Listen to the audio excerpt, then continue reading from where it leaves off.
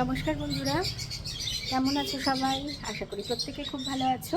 কালকে কিন্তু জামাই ষষ্ঠী, অবশ্যই ভালো থাকতে হবে।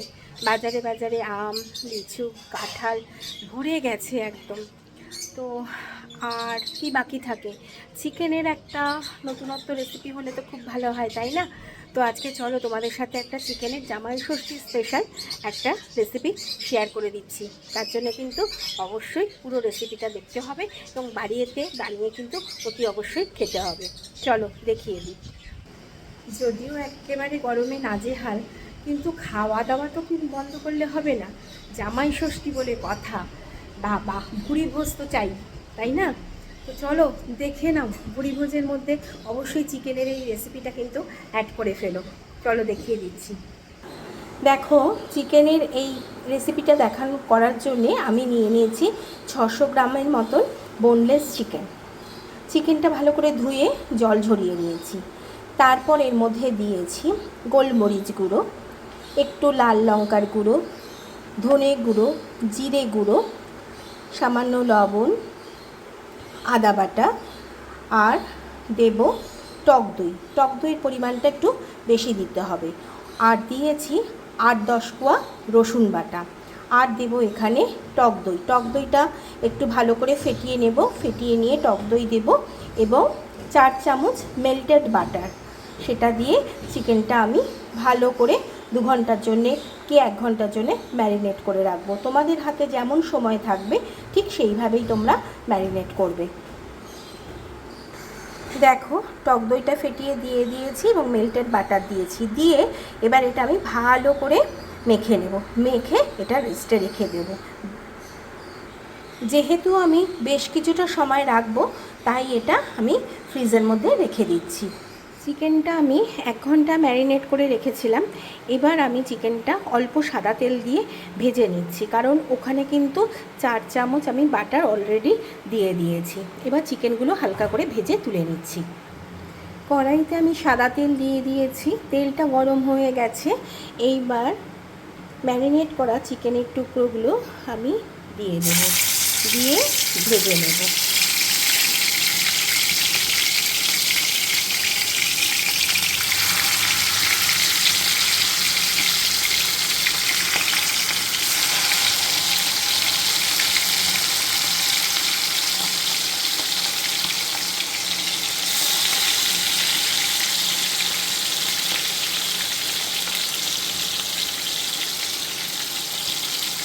লুচি, পোলাও, পরোটা, লুচির সাথে না খেলেও পোলাও, পরোটা, ফ্রাইড রাইস দারুণ জমবে ব্যাপারটা। এইবার চিকেনগুলো হালকা ঢাকা দিয়ে একটু লাল লাল করে ভেজে তুলে নেব। দেখো বন্ধুরা, মশলা যেহেতু চিকেনটার মধ্যে মাখানো রয়েছে, সেহেতু চিকেনটা কিন্তু একটু পোড়া পোড়া, পোড়েইনি কিন্তু একটু লালচে লালচে হয়ে গেছে। এই অবস্থায়ও কিন্তু এটা চায়ের সাথে স্ন্যাক্স হিসেবে পরিবেশন করলে খুব ভালো লাগবে, যে কোনো সসের সাথে। তো আমি এবার চিকেনটা কিন্তু তুলে নেব। এইবার চিকেনটা আমি তুলে নিচ্ছি।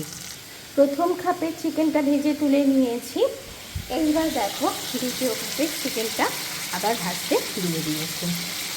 তো দেখো বন্ধুরা, এদিকে চিকেনটা ফ্রাই হচ্ছে, হতে হতে আমি এদিকে আরেকটা কড়াই বসিয়ে নিয়েছি। এই কড়াইটার মধ্যে আমি একটা মশলা তৈরি করে নেব। প্রথমে আমি কড়াইটার মধ্যে অল্প করে তেল দিয়ে দিচ্ছি।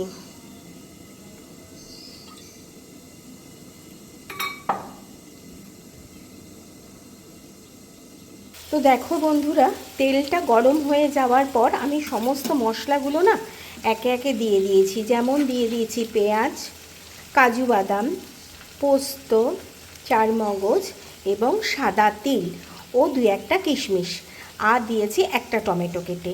এইবার সমস্ত মশলাগুলো একটু হালকা করে, এই যে মশলাগুলো দিয়েছি এগুলো হালকা করে একটু ভেজে মিক্সিতে ব্লেন্ড করে নেব, করে একটা পেস্ট তৈরি করে নিচ্ছি।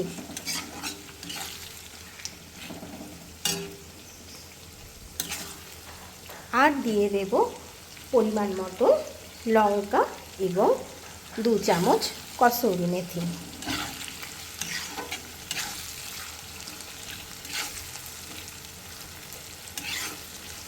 আমি ভিডিও বানাবো কি, আমার তো জিভে জল এমনিতেই চলে আসছে।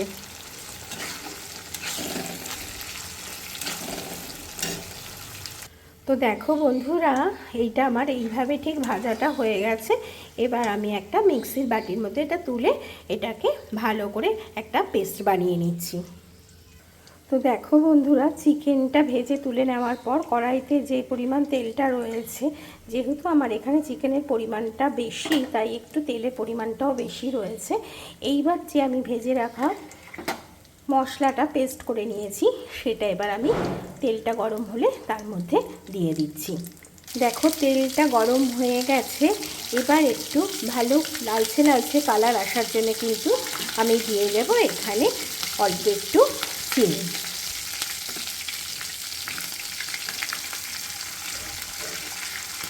চিনিটা যখন গলে আসবে তখন কিন্তু মশলা ভাজলে মশলার কালারটা কিন্তু খুব সুন্দর হবে।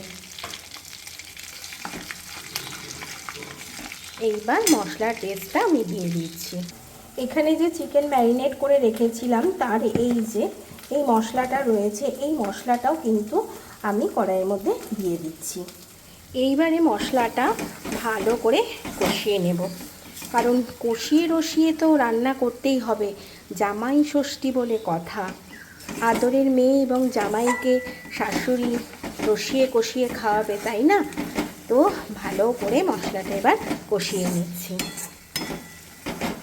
মনে হচ্ছে অনেক রকম ইনগ্রেডিয়েন্টস দিয়েছি, কিন্তু তোমরা এগুলো কিন্তু মোটামুটি সব কিছুই আমাদের ঘরের মধ্যে থাকে। তোমরা কিন্তু একবার অতি অবশ্যই বানিয়ে খেয়ে দেখবে। মশলাটা যখন ভাজা হয়ে গেছে তখন দেখো আমার এই ভেজে রাখা চিকেনটা দিয়ে এইবার আমি ভালো করে আরেকটু কষিয়ে নেব। কষিয়ে দিয়ে দেবো এর মধ্যে ঈষৎ উষ্ণ সামান্য একটু গরম জল।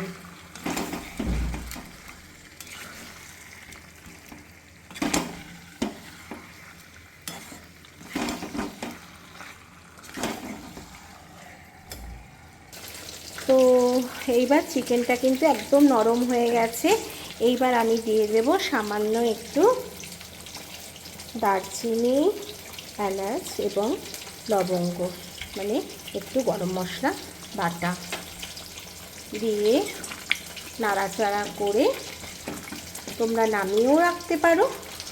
আর যদি আমুলের ফ্রেশ ক্রিমটা থাকে এর ওপর একটু আমুলের ফ্রেশ ক্রিম দিয়ে দিও। আমার কাছে আমুলের ফ্রেশ ক্রিম আছে, আমি অল্প পরিমাণ আমুলের ফ্রেশ ক্রিম দিয়ে দেব। তো বন্ধুরা দেখো, জামাই ষষ্ঠী স্পেশাল চিকেনটা আমার একদম তৈরি। ওপরে দিয়ে দিয়েছি আমুলের ফ্রেশ ক্রিমটা। তাহলে তোমরাও কিন্তু জামাই ষষ্ঠী স্পেশাল চিকেনটা অবশ্যই বাড়িতে ট্রাই করবে এবং আমাকে কিন্তু কমেন্টের মাধ্যমে অতি অবশ্যই জানাবে। প্রত্যেকে আনন্দ করে ষষ্ঠী কাটাও। ভালো থেকো, সুস্থ থেকো। দেখা হচ্ছে আবার অন্য কোনো রেসিপির সাথে। ততক্ষণের জন্যে টাটা।